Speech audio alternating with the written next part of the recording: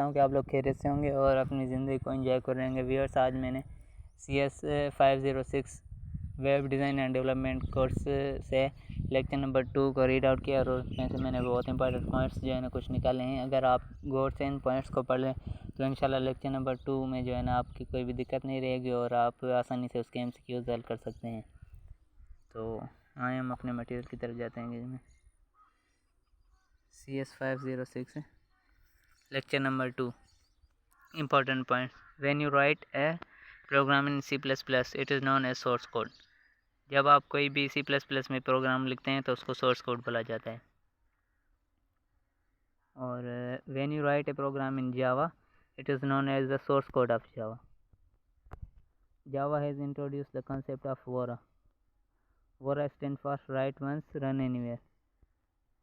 Because in Java you write the code once and you can run that code on any platform, on any hardware. You have no need to change anything in the code. You have write once and you can run anywhere. Third point is the Java,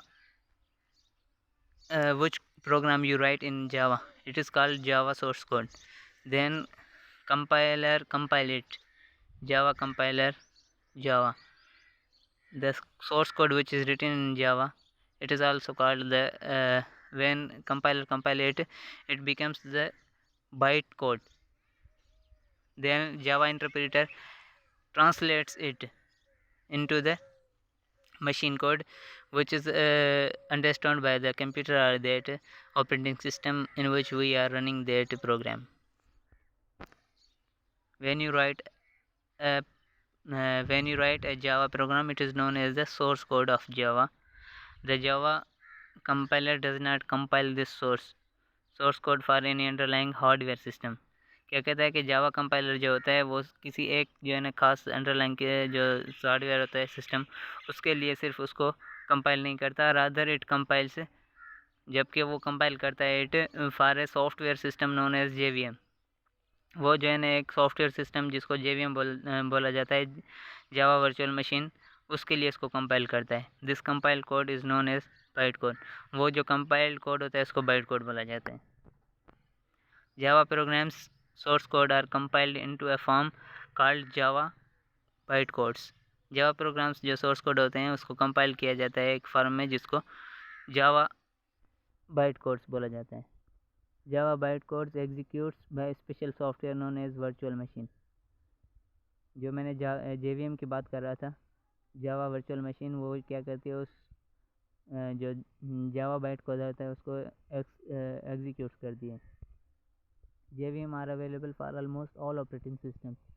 JVM होती है जो Java virtual machines, वो almost सारे जो operating systems के लिए मौजूद हैं. जिस तरह विंडोज़ के लिए भी है JVM for Windows, JVM for Linux, JVM for Unix. जितने भी आपके पास ऑपरेटिंग सिस्टम है तो सब के लिए जो है ना हमने हर एक के लिए जो है ना JVM अलग है.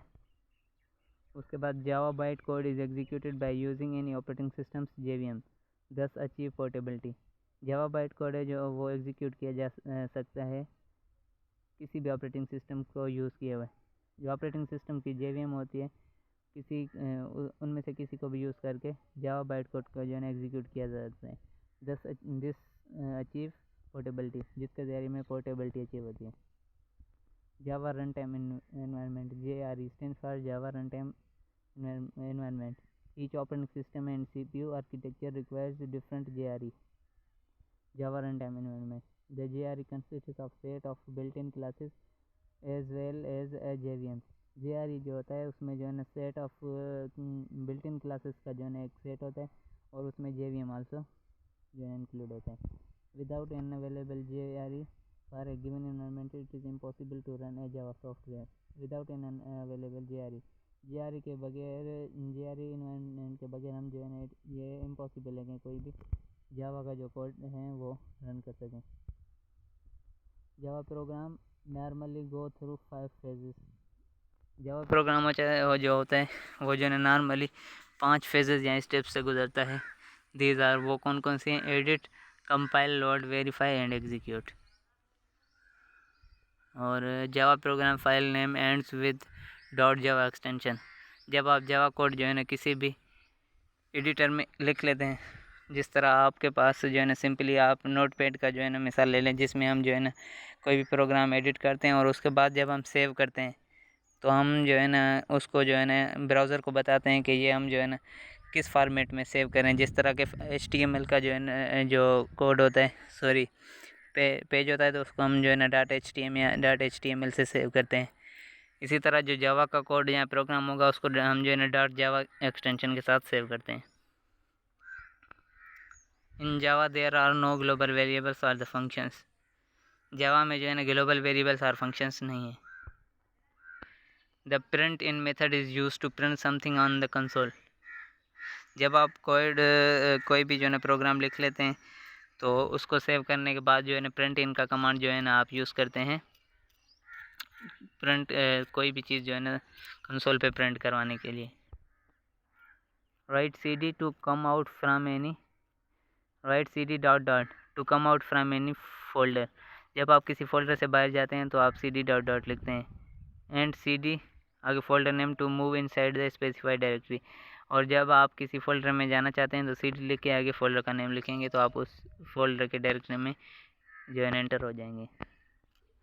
हम जो है ना समटाइम्स मेन वॉइड यूज़ करते हैं अपने प्रोग्राम्स में। तो ये हम जो वॉइड यूज़ करते हैं ये क्या ज़ाहिर करता है कि indicates that main does not return anything. Void हम इसलिए यूज़ करते हैं कि ये जो मेन होता है वो कोई भी चीज़ हमें रिटर्न नहीं कर रहा। तो उम्मीद करता हूँ कि ये जो है ना तकरीबन 15 MCQs और इम्पोर्टेंट पॉइंट्स मैंने निकाले लेक्चर नंबर 2 के। आप अगर गौर से इनको पढ़ लें तो इंशाल्लाह आपके MCQ सारे क्लियर हो जाएंगे। बाकी भी जो है ना लेक्चर्स के मैं इंशाल्लाह जो है ना सारे अपलोड करूँगा।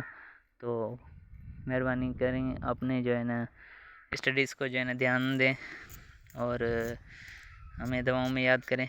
यूट्यूब चैनल को मेरे को सब्सक्राइब करें। Thanks for watching.